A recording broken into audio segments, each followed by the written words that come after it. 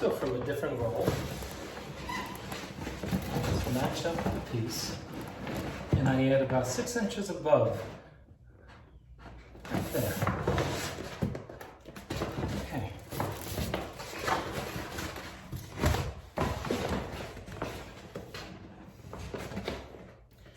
All right, that's what we'll match up. Just kind of here. And then this eliminates the need to go to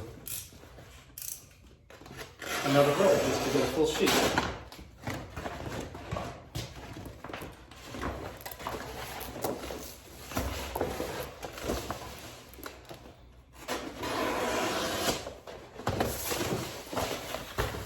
Okay.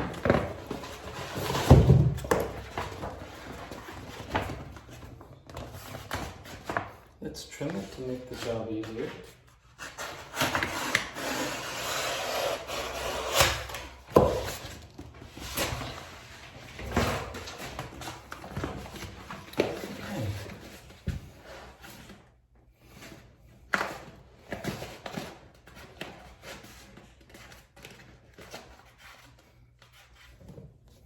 Alright, so now we have our trim piece in, our splice piece. Let's just trim it down, make it more practical to work with, right? Now, we want to get the excess glue out. Now's the time to do it. Okay, there we go.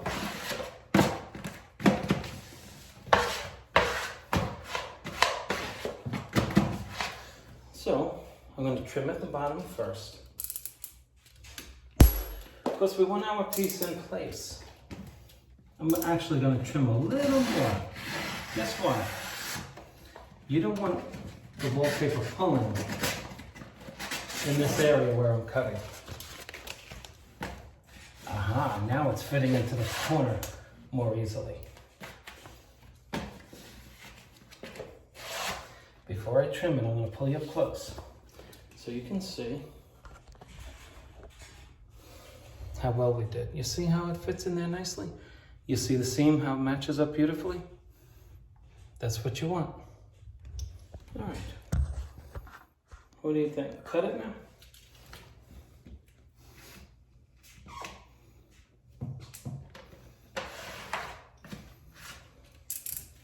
Okay, so let's do that.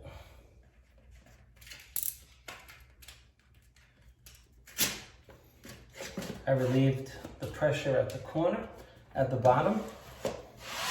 That'll throw your cut off. Now,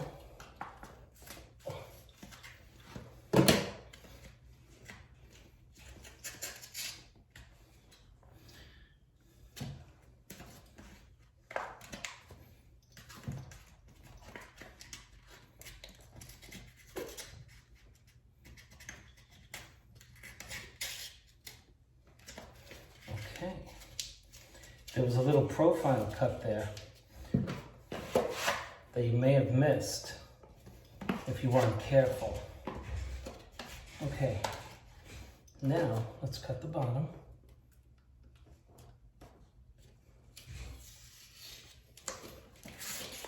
Okay, let's cut the side.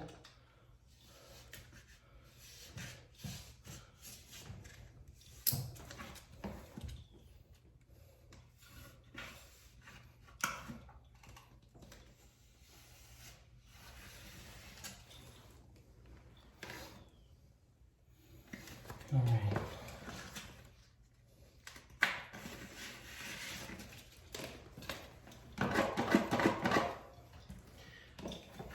Remember, you can always trim, you can never add.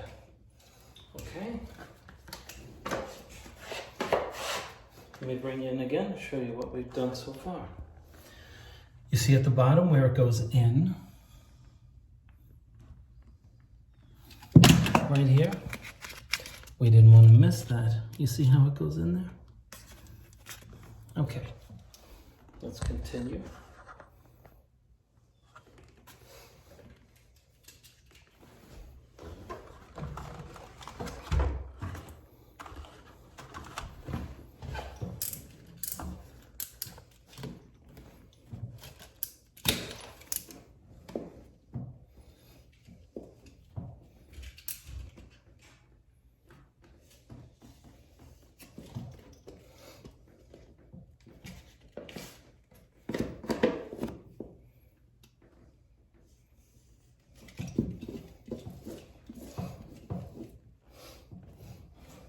If you notice, I'm cutting the bottom unconventionally.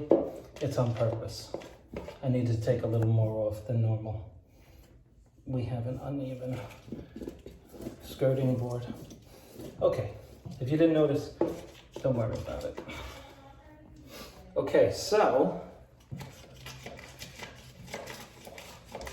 now I'm making an impression in here, a profile, and I'm just going to perforate it. Make it easier to cut.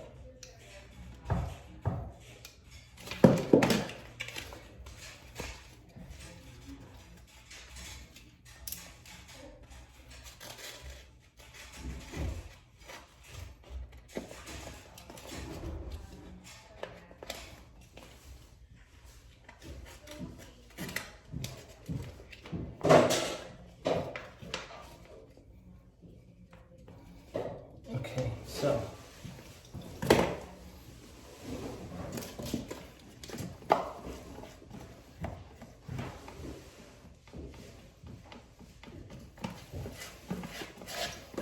I'll bring it in there. Show you what I've done. I've cut this piece in here. All right. So now we're going to splice it. And we want to check one last time that our bottom piece and our top piece are matched up so that when we splice it, we're not cutting into the pattern the wrong way.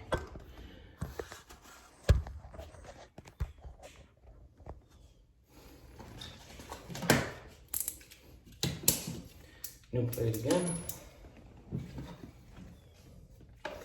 Let's check, remind ourselves how much pattern we have. You don't want to be cutting into nothingness. Now the goal is to cut around the pattern. So I want to hold it down. Oddly enough, we don't want to just cut straight across. I don't want to block your view. All right, so I'm starting on the blue. And there I go. I'm staying on the blue. I'm going up and down with my blade, right? Why do I do that? Do you know that the human eye will sooner catch a straightaway cut than it will this scalloped cut? Believe me when I tell you, it's true. Okay, now how did I do?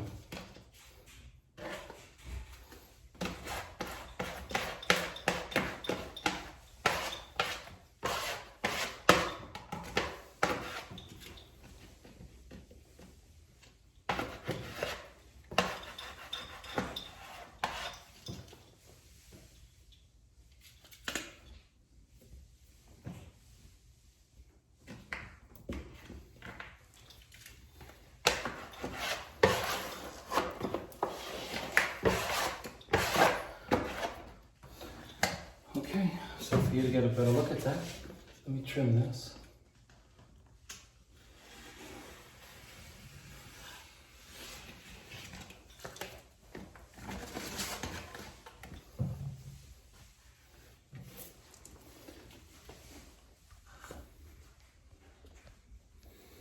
How did I do?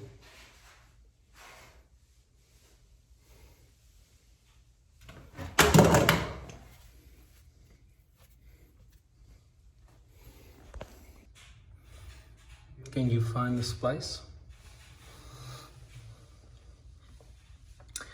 I'm gonna tell you something. I don't know where it is, but I'm gonna try to find it.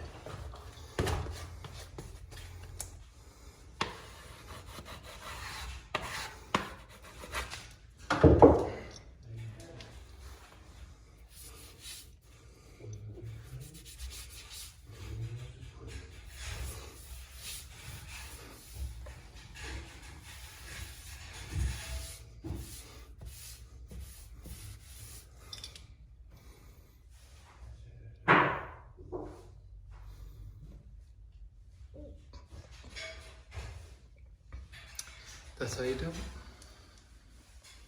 I hope you like it. And why not?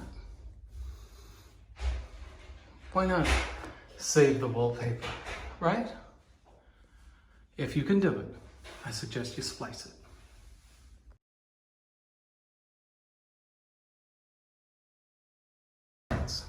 You're worried about bubbles, right?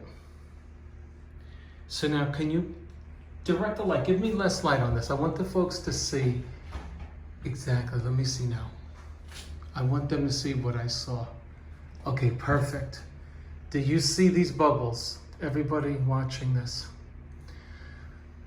I have been waiting for this to do a video clip on it. Okay, let me show you something. Watch my hand. You do not want to do that. I gotta get that out. This is what happens when you go after these air bubbles. Now, what happens with glue? Glue is releasing oxygen, right? It's water and solids. And so this was put up 2 hours ago, this sheet. It's releasing oxygen. Let me prove it to you. You're in the bathtub, you're in a pool, the bubbles come which way? Do they go down or up? They go up, don't they? Look, the bubbles are traveling up. The air is traveling up. The air, look, the air was trapped in here. It's going upward, it's trying to get out. And when this dries, it's gonna lock the paper onto the wall and create a seal between the glue and the paper. Why is that? Because both the wall and the paper is wet with glue. When they constrict, they will form one piece, both wall and paper together. If you mess with your glue, by messing with these paste bubbles, that's what you're gonna get. And guess what? That won't come out. So I'm here to tell you, don't do that. Don't do that. You've all used plaster, right? That's exactly what I'm doing with the glue right now. I'm gluing a hole in the wall that I just made so that you don't do it. What do I mean? I'm pushing the glue into that little pocket I just made. Now it's harmless, but don't you do it. Because if you leave it like that, by attacking these paste bubbles that are going to disappear, you will make marks in your glue. Let me just show you one, because you're not going to make a round one. This is what you're going to do. Look at this. That's what I want you to avoid. So when you go after your paste bubbles, you're going to do that, and you're going to leave that, and your paste bubbles are going to go away anyway. Okay, don't do that. I'm only doing this because I know I can get this out right now. If it were a little more dry, I wouldn't be able to get it out. Okay, so what did we prove? Oxygen is released from our glue as it dries. You see that? Don't go after that. If it keeps moving, it won't go anywhere. Leave it alone. It's a paste bubble. Oxygen travels upward, and we saw the oxygen, the bubbles going upward. I can't find it anymore, but you know where it is. Just reverse your video. And so we have the air escaping, right? It's looking for an escape. But what it's going to do is going to be forced out when this paper pulls against the wall in 6 to 8 hours from now. And they will be gone. Okay, don't mess with your paste bubbles. Get your air pockets out, but don't mess with the paste bubbles.